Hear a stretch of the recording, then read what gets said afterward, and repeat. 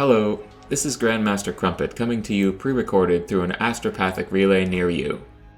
Today, I'll share the process of arming, armoring, and further preparing an aspiring paladin for induction into my little Hall of Champions. This video will hopefully be the first of many to come. It's been fun and challenging to create, and feels like a good way to share my own hobby endeavors with the friends I've made through Warhammer, whether they be across the tabletop, on the faction subreddit, or in the Grey Knights Discord. So thanks very much for coming to watch. This video is a long one, so I've tried to add some relevant timestamps in the description below. Now onto the matter at hand. Paladins are the martial exemplars of the chapter, and just about the baddest a Grey Knight can hope to be without stepping up to become a full-blown character. The individual nature of the quests they undertake to attain their place in the Order makes them feel distinct from the other ranks. Their unique and rigorous trials have taken them outside the fraternal companionship of the 8 Brotherhoods, and allowed them to build an unparalleled amount of character. Thus, they're a great subject for this first kit bashing and painting video. I've amassed a strike cruiser's hold of bits from Apex Cronus, Demon Worlds, STL repositories, eBay, and my own hobby graveyard. All that's left is to begin, so let's start with the assembly. To my eye, the official Games Workshop kit for these Terminators is one of the best Imperium kits from the Firstborn era of model sets.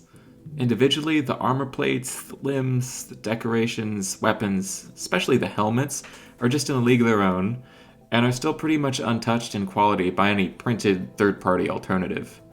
On that premise, I'll be using as much GW plastic as possible for the project, with resin-printed bits being implemented to help with some upscaling.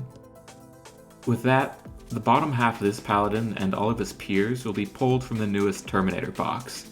There's good pose variety, and it'll help this superhuman space wizard to reach the sacred oils on the top shelf. Here's some shaving and cleaning of the mold and sprue lines. Next, some superglue for these printed shins. They fit the plastic sculpts perfectly and will help reconcile the old Grey Knight armor with the new Astartes kit. Boom. Bell bottoms are back. That's if they ever really went out of fashion in the 41st millennium. Moving up the leg, it's time for some tassets, or hip plates. After some cleanup, they fit snugly onto the attachment nubs of the base legs.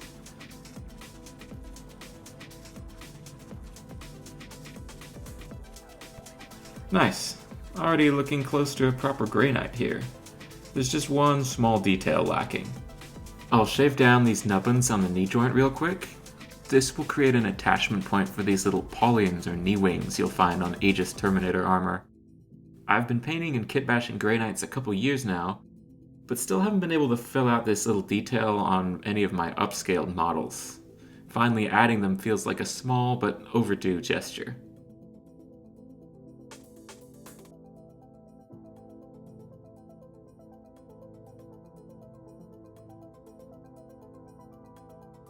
Wonderful.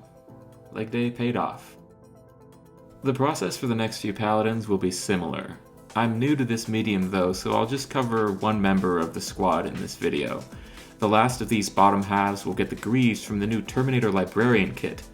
The runes are pretty cool and ambiguous enough that they could well be the Sanctic Wards of a Grey Knight. I'll trim the shins off the sprue and stick them on a Terminator. The base legs from the same kit will get some gap filler out of green stuff with their own set of Aegis plating. Something, use the whole animal, and so forth. Moving along, I've finally chosen a pair of thrice-blessed Spellwork Ceramite pants for our Paladin, in addition to a tabard from our sisters down the Inquisition Hall. Sometimes the laundry servitors get it wrong. Anyhow, there's going to be a little sculpting in making this tabard, which might be for the back of a sister's model, fit the front of this Grey Knight. Ultimately, some will have to be clipped off, starting with this grenade. I think the main challenge will be scribing a little notch in the top of the cloth bit to capture the Terminator's enormous belt buckle. The sides will be shaved down to fit between the legs, and the crotch cut back so the thing will get back in there. After some trial and error, we've got a pretty good fit. There's even some pleasing motion where the cloth folds back behind the left leg. Okay, now we'll attach the cuirass and psychic hood. I've made a green stuff torpedo that will do a lot of structural work in joining the two halves of the body. The top of the Terminator abdomen has been contoured a bit to fit the torso.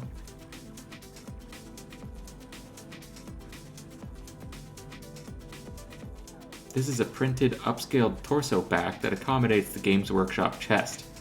It raises up the arms a bit, but pauldrons and some careful posing will minimize any awkwardness in the armpit area. I'll try to get a bit of a tilt, as so to imply the left arm bracing down and forward. The 10th edition Terminator sculpt has left the lumbar area pretty gouged open, so I'm going to address that next. It seems proper grimdark to have some piping and spinal cordage in there, so I've taken some of the ribbed tubing and wiring from the Grey Knight Terminator arms and started on that. We'll return here later. Time to get his arms on. We've made him tall, now he needs that classic Terminator width.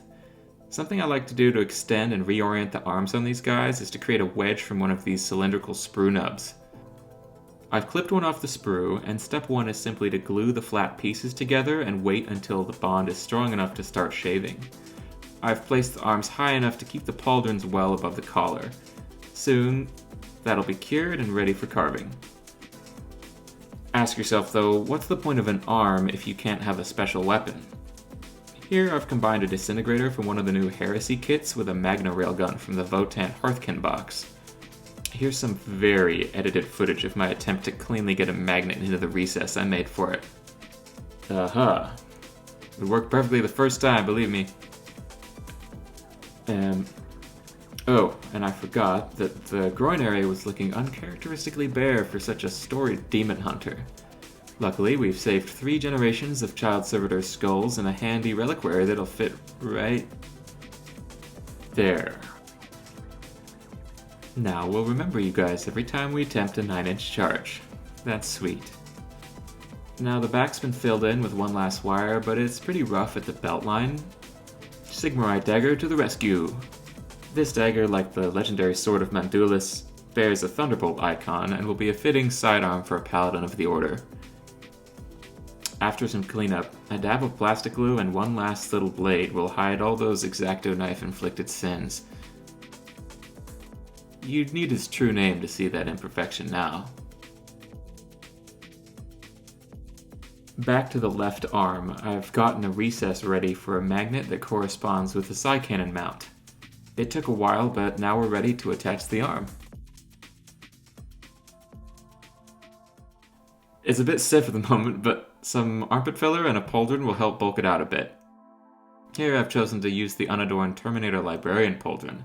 It'll be a great substrate for some glow effects in Heraldry later. Time for the right arm. I've hollowed out a wrist magnet slot, which will probably be the standard practice for this squad. The insurance claims for these Nemesis weapons when they break is just diabolical. And here is his Nemesis weapon, a blade passed down through the Hall of Champions and kit bash from these Tomb King Sepulchral Guard. As before, it'll be a dramatic episode getting these magnets to play nice and glue up at the right angle. I'll take off one of these wrist motor nubbins to allow some more wrist flexion and hope for his training to handle the rest. We've got another armpit sprue nubbin cut to a flat angle, and now we'll just try and place the right arm.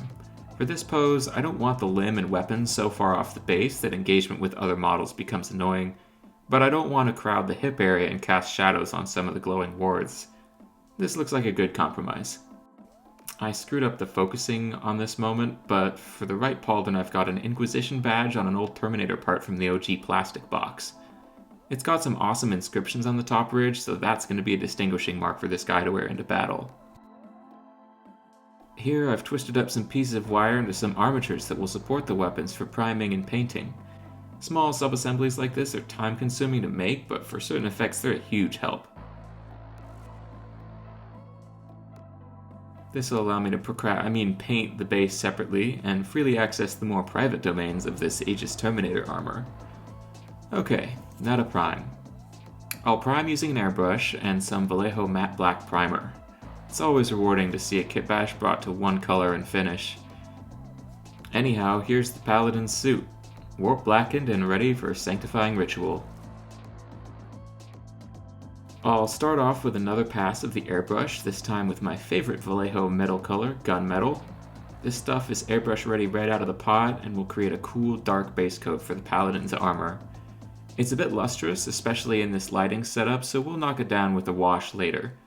I'll hit the weapons too, although they may end up with a different color down the line.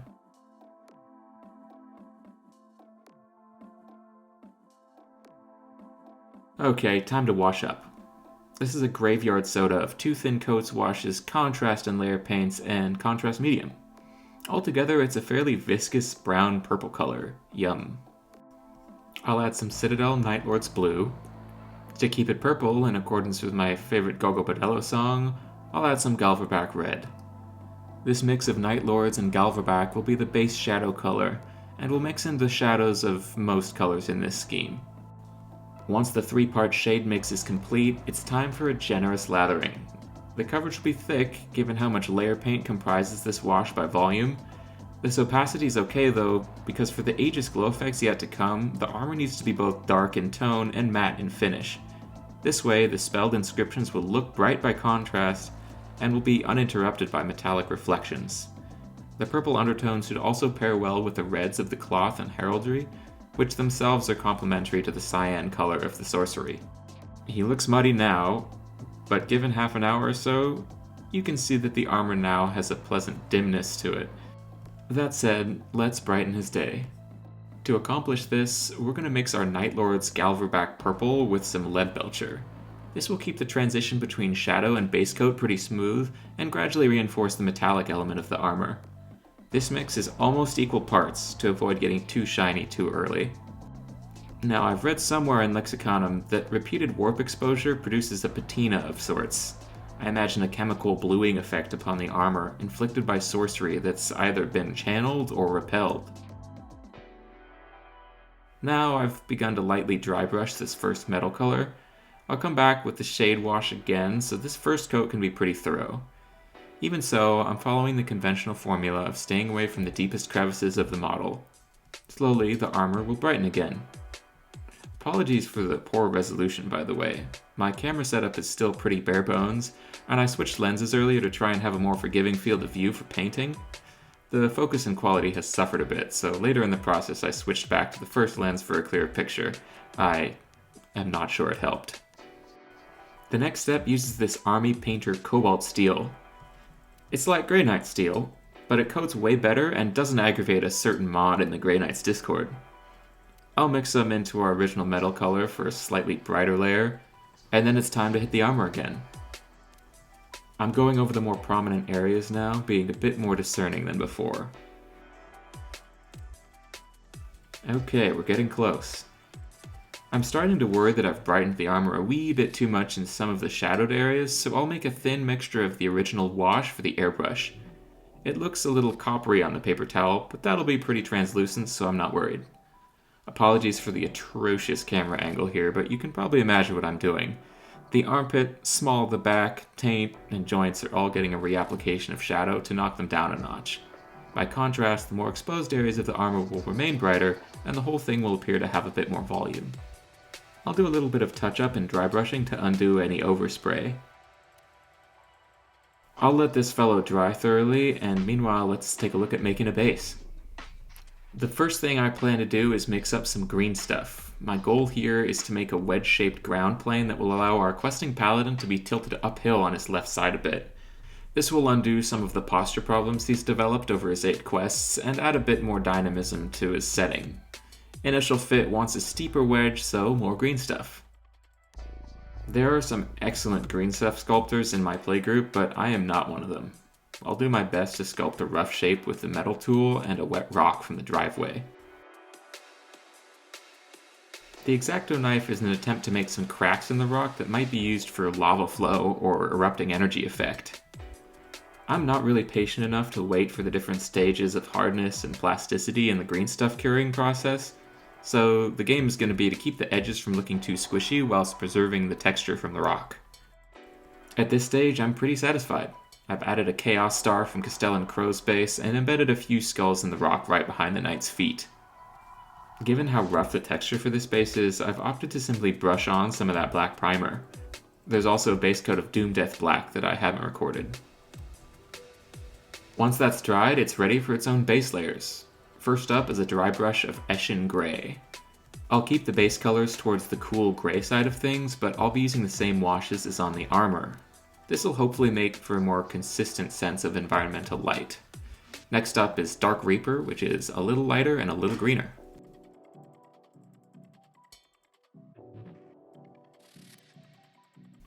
Moving up to highlight tones, I've mixed in a little rust gray. It's starting to have some definition to it. I'm sure there are rocks like that somewhere in the warp. Now we're on to rust gray straight out of the pot. I'm going to try and highlight the edges of the rock faces and perhaps draw in some striations anywhere that the texture ended up being too squishy or soft. I'll start with the perimeter and then start working inward. A few edge highlights on the sides and we're pretty much there. I'm just going to fill in the back half a bit and add some touch-ups on the foremost points and edges. Here's a little dark rust wash, I think from Vallejo brand. I've forgotten some footage somehow and missed the first application of the Graveyard Soda wash, but as you can see the base has been darkened down and warmed significantly. This step just concentrates some more of that effect in the middle, where the figure will drop a shadow. A little more of that Graveyard wash in the airbrush, and now the base will have a bit more of that warp-scarred look, as does the armor. Here are a couple quick stills of the armor before we move on to the details. We'll start with some Doom Death Black from Two Thin Coats. For my Grey Knights, the first step after the armor base is always the undersuit. It's a small detail, but important in making the armor feel like it's truly a suit over a body, rather than a robot. I'll get a small brush with an opaque black coat of paint into the elbows, armpits, knees, abdomen, and so on. Now to base coat the tabard. I've chosen the Vorbak Nightlords mix because it's the shadow color. A theme with this project will be to keep the palette limited so that the colors don't get too busy. Here's some truly ancient Citadel Xandri dust. I'll mix it with a little Vorbak Night Purple for the children. I'd like to have the backside of the tabard red, so Galverback is the natural choice. A little color really pops at this stage. The next color up for the tabard backside is Wordbearer's Red.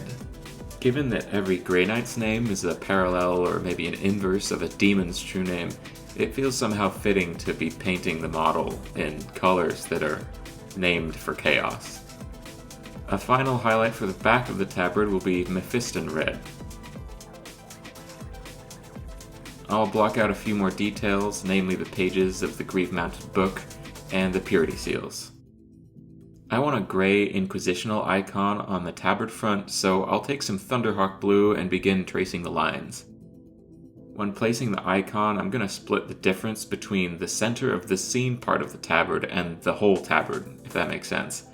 About a third of the tabard is being flipped backwards by a gust of wind or recoil, so the icon I'll paint isn't actually perfectly centered in the whole cloth, but it will also avoid being mostly obscured this way. I think that'll work for starters. I'll mix in rust gray and start highlighting the icon shape towards the top, bottom, and edges. I'll leave dark the center of the eye, trying to give it a somewhat lustrous appearance. There's plenty of back and forth between blending and cleanup, so I've sped the footage up for a while. Back to some more base coating. Galverback Red for the hilt and sheath of the dagger. Here's Canoptic Alloy and Retributor Armor. Mixed about 70-30, they make a warm rose gold color that's really nice for the metal accents and relics on the armor. I'll make the chest icon skull gold, and the hilt furniture on the dagger, and the skull on the right pauldron icon. So at this stage my footage is still pretty sparse and grainy, so I'll fill in the gaps here. The eye shape of this icon will get based with Dark Reaper and then brightened up through Thunderhawk Blue and Rust Gray, with a little white for the top highlights. The border will be Galverback Red up through Mephiston, with some Wild Rider Red for a highlight. Now for the tilt shield. I'll start with the background, which will be our favorite Galverback Red. I'll leave a stripe down the middle to paint gray. It's a fun challenge to try and distill the personality of your knight into a few symbols or maybe a couple colors. The curvature of the tilt shield means light from above will catch along its lower face, so here's Wordbearer's red for that half, followed again by Mephiston red. After a little bit more cleanup and a couple highlights, the armor is ready to be psychically charged. Most of the characters and paladins in my little brotherhood have their Aegis wards colored bright blue. Whether on the armor inscriptions, relics, Cybolt magazines, nemesis weapons, or teleporter packs, the color recipe is pretty much the same. For me, all sorcery on Titan starts with a base coat of Calidor Sky. This is one of my favorite Citadel paints. The first step in lighting up the armor is a wet base coat with this mid-tone and very saturated blue. This will be a many-layered process, so full opacity is not essential at this stage.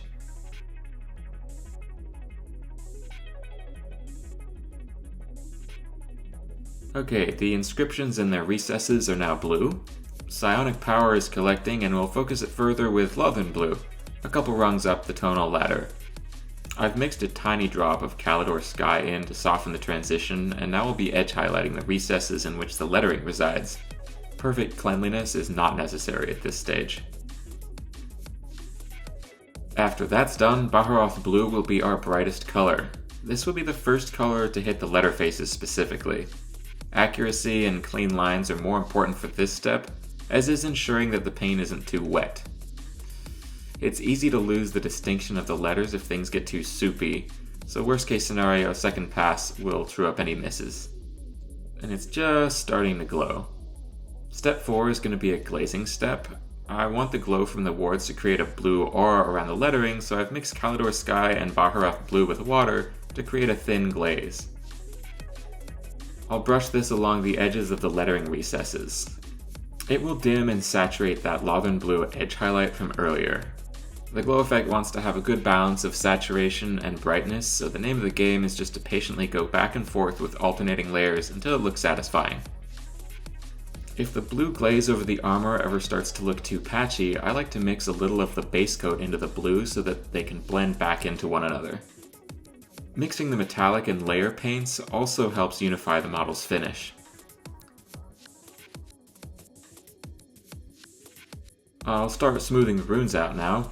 The same mix of Calidor Sky and Baharoth Blue is now a color wash over the letters. This will fix any opacity errors from the previous steps and get us a little brighter.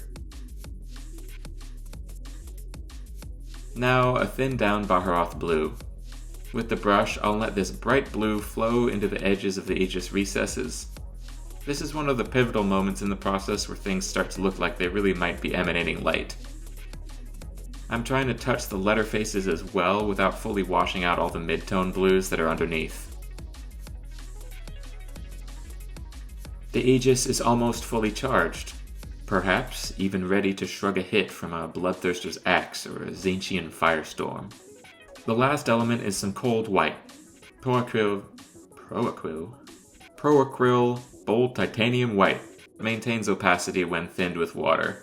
Add some Baharoth Blue to keep saturation, and we're back to those edge highlights and letter faces to make them really pop. We want a lightsaber core brightness here.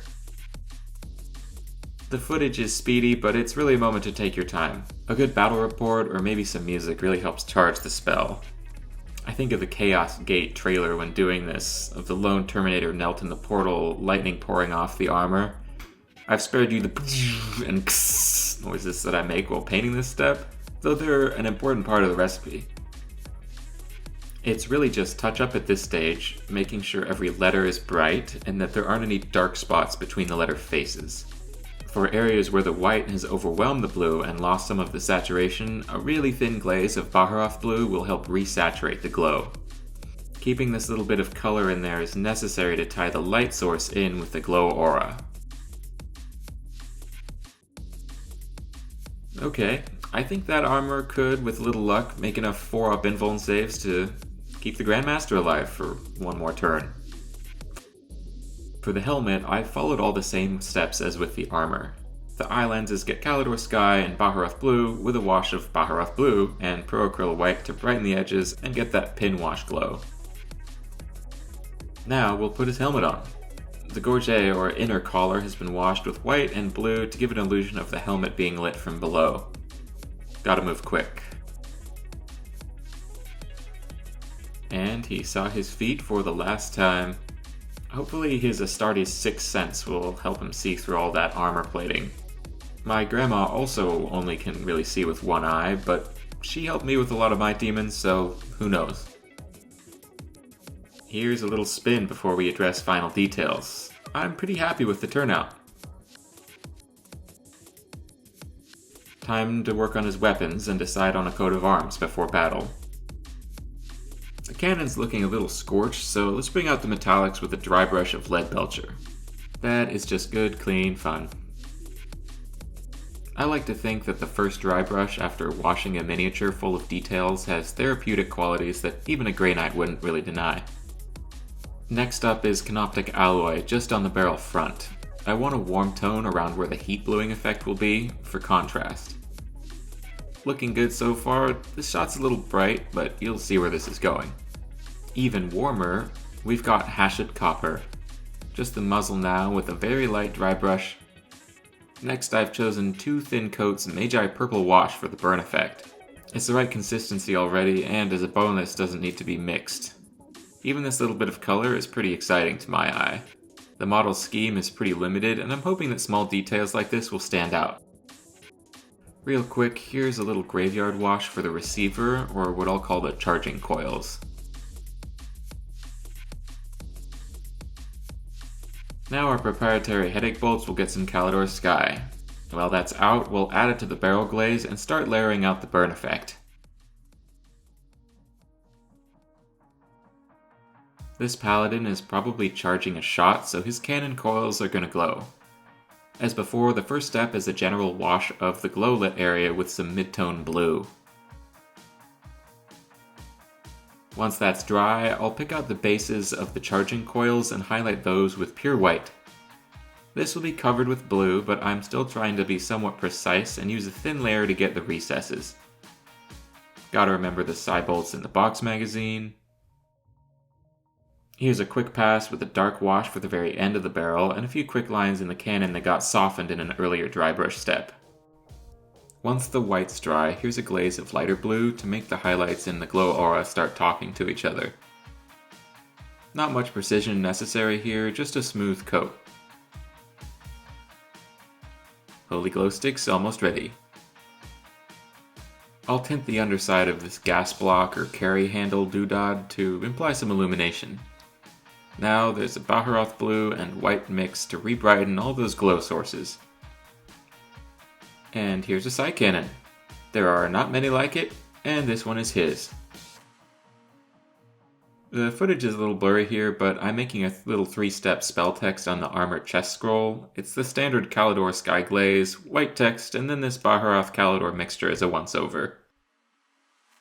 We're closing in on the finish here with his Nemesis sword. For the grip, we've got the Night Lord's Galverback mix, then Galverback with a little Mephiston red coming later. Canoptic Alloy will base coat the hilt furniture. I've taken my purple shade and started to redarken the points of this hooked crossguard. I imagine the witch lightning emanating from the blade's shoulder, arcing to the nearest point on the hilt, marring and scorching its surface.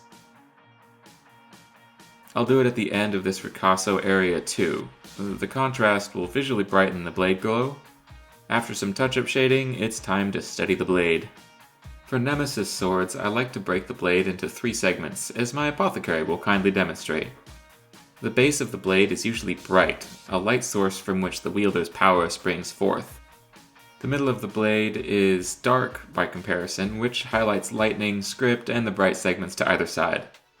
Finally, the point is highlighted to define the blade's silhouette and allow lightning and power fields to refocus.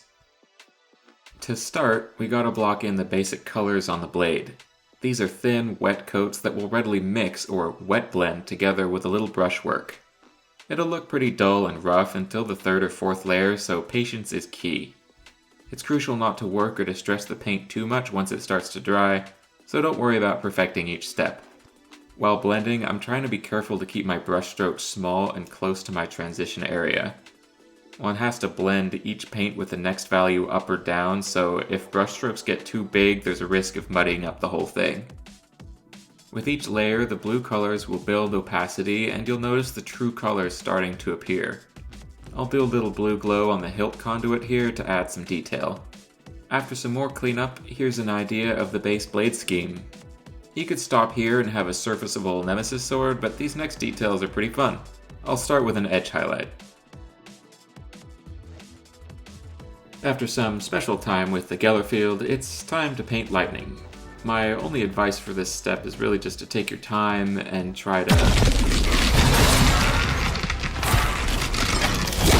keep the paint thin, brush on the exhale, and have fun.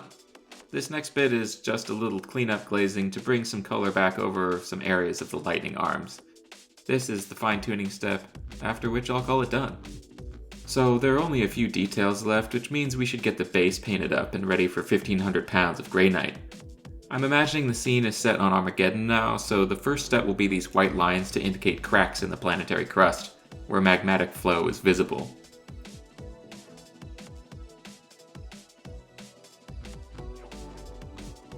As soon as they're opaque, I'll get some too thin coats Hellspawn Red, which is roughly equivalent to Mephiston Red. We'll load the airbrush and get to work heating up the ground. This could be done with glazing, but I'm trying to speed things up at this stage. Next, I'll add in some Wild Rider Red to warm it up. This feels like we're starting to get the effect now. The exposed magma runs around the knight's feet, so I'll use what's left in the airbrush to carefully tint the armor plating there. It's one of those subtle steps that helps the mini and the base shake hands, or feet. The final touch will be Uriel yellow and a little pro-acryl white added in. This will mix to a pale orange-yellow to paint in a few really hot spots. I love this part. It later turned out that all the glow on the Chaos icon gets pretty shaded by the miniature itself, but at this stage it looks pretty sick. The last attention for the base is an orange glaze to warm up some of the areas that seem like they should catch some magma light. And now at long last, it's time for this knight to step into the teleportarium. Even the blue tack looks like stretching warp stuff.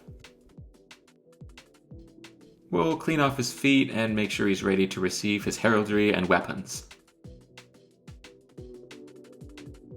Before gluing, I'll put him planetside to test the fit to the base. The ground connection seems good, but I realize the submerged chaos icon should probably be casting some light on his heels, so I'll airbrush a couple coats of that Wild Rider Red and Hellspawn Red mix. Looking pretty good, so it's time for some glue.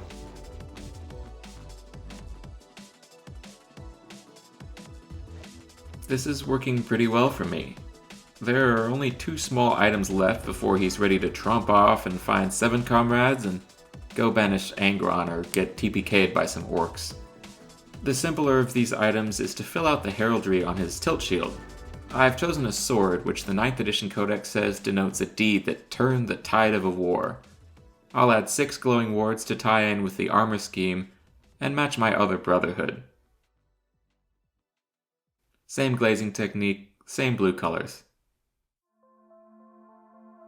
That'll do, I think. Here's the last step, I promise. This pauldron has a huge circular shape at the center of its glyphs, so I'm going to try and fill it in to make up for the lost script that would be there on a normal Aegis Terminator pauldron. I started out here with a diamond shape, but wasn't liking how it interacted with the background. So here I've changed my mind and gone for more of an oval. Skip ahead a few glazes, and we've got something with a little volume, perhaps a spell proxy for somewhere on Armageddon. As with the tilt shield, I want some blue wards to keep our Azure magic theme consistent. I've decided to include a little rune for each of the 8 paladins that are coming to banish Angron. Here's from the Armageddon Crusade book, shortly after Angron manifests. 8 paladins knelt in place on the other side of the rift, their backs to the battle raging across the slopes. Each was in deep concentration, fighting to utter the nightmarish syllables of their grand spell of exorcism. I won't spoil the plot's end, though it's as predictable as most 40k stories out there. The Paladins themselves are pivotal in the outcome, though, and I can only imagine the planning and augury that went into making their joint quest a reality. I'm putting some trails of blue from each mark toward the center here, to indicate the psychic convergence of the 8 minds represented. They make a fun radial emblem that looks a little bit more arcane and sorcerous than other Grey Knight heraldries, but desperate times and so on. So, I think this here Paladin is ready for battle. Soon enough he'll earn a relic to crown his armor, but until then, I want to sincerely thank you for watching and following along with this first video of mine, especially if you made it through all 40 minutes or so. I'll eagerly pass on any comments and feedback on the video to those fate-bound servitors and astropaths that make the magic happen. For now, please welcome our newest paladin into the Hall of Champions. Brother Captain, end transmission.